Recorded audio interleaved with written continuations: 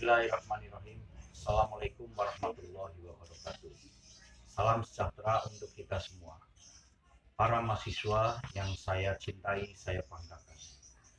Pertama, marilah kita tentunya tidak lupa panjatkan puji syukur kehadirat Allah Subhanahu wa taala atas limpahan rahmat dan taufiknya sehingga kita masih bisa bertemu untuk mengikuti perkuliahan pada pagi hari ini, perkuliahan praktikum penelitian administrasi. Perkuliahan ini adalah perkuliahan yang keempat, di mana di dalam perkuliahan ini nanti para mahasiswa akan saya ajari, akan saya didik untuk mengerti tentang proses-proses penyusunan proposal sampai dengan seminar.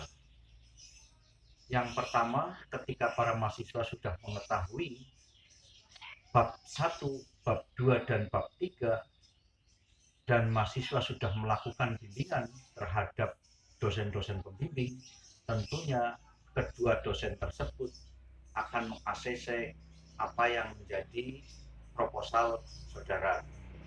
Oleh karena itu, tahap berikutnya adalah penyusunan proposal dan akan dilanjutkan dengan seminar proposal. Seminar proposal adalah suatu langkah yang paling penting dan perlu karena di dalam penyusunan proposal ini para mahasiswa itu diharapkan mengerti benar tentang kekeliruan dan kesalahan-kesalahannya pada waktu menyusun proposal tersebut. Mahasiswa tidak boleh bimbang dan ragu ataupun khawatir di dalam proses seminar proposal ini. Ada beberapa hal yang perlu diperhatikan di dalam seminar usulan penelitian ini. Yang pertama adalah persiapan dalam seminar. Apa yang dipersiapkan? Yang pertama jelas materinya. Materi disusun harus secara sistematis, dibuat menjadi sebuah abstraksi penelitian. Apa itu abstraksi penelitian? Abstraksi usulan penelitian itu adalah merupakan ringkasan dari sebuah proposal.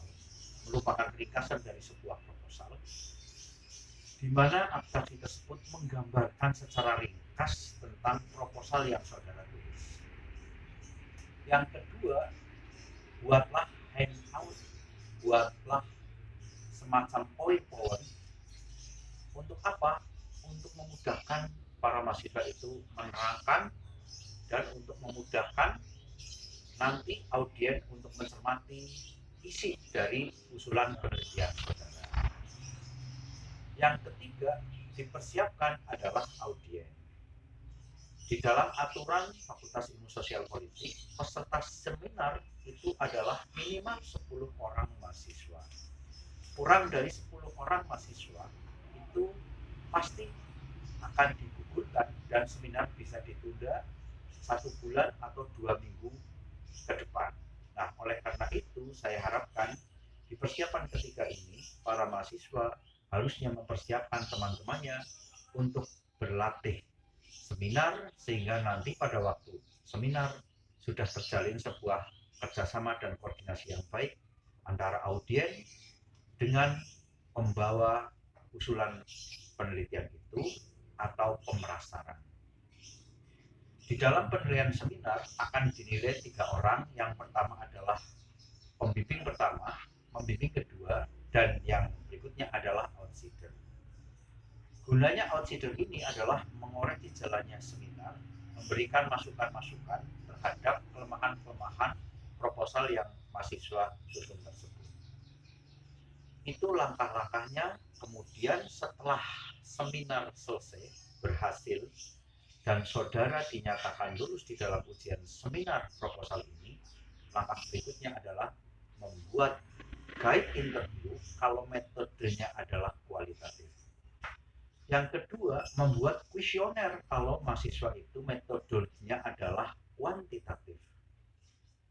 Kuesioner dan guide interview atau pedoman wawancara itu seharusnya memang dipersiapkan oleh mahasiswa setelah seminar itu usai.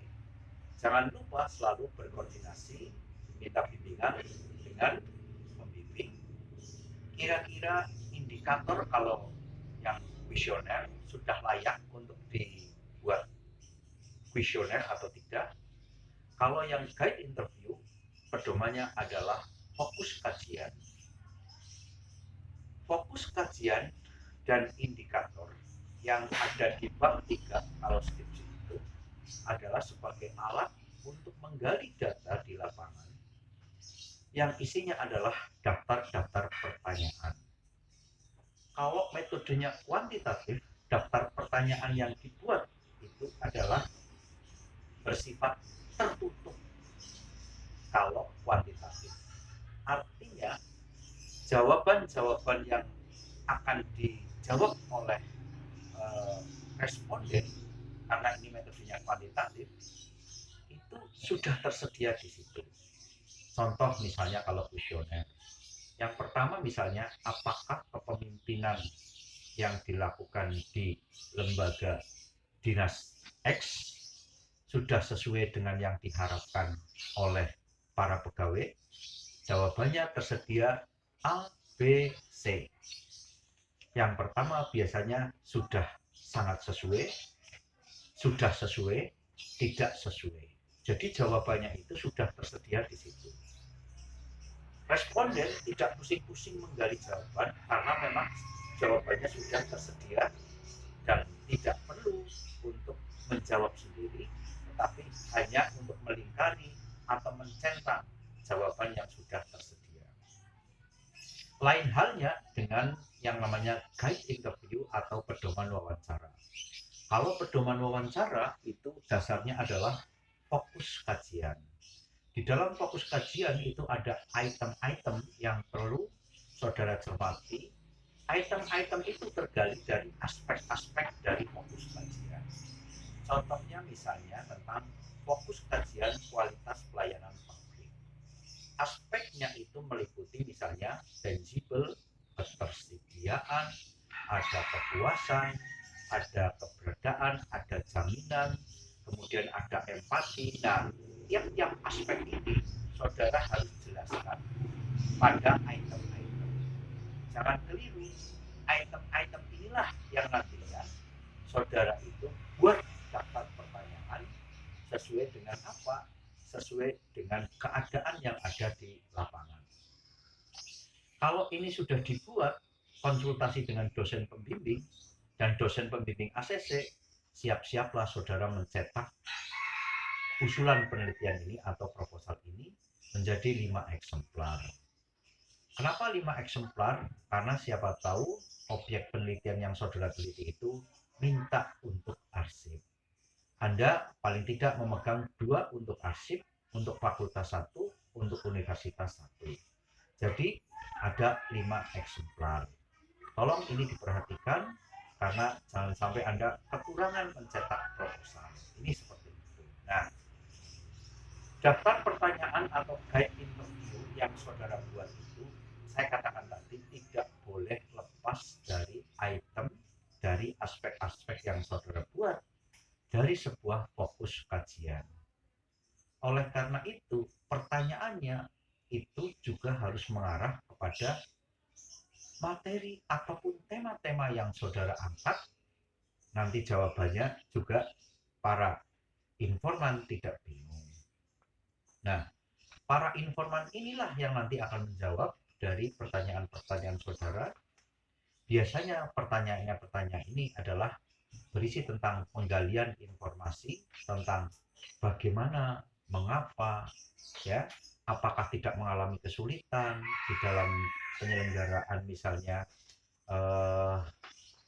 pelayanan publik, kemudian apakah tidak mengalami kesulitan, kendala-kendalanya apa.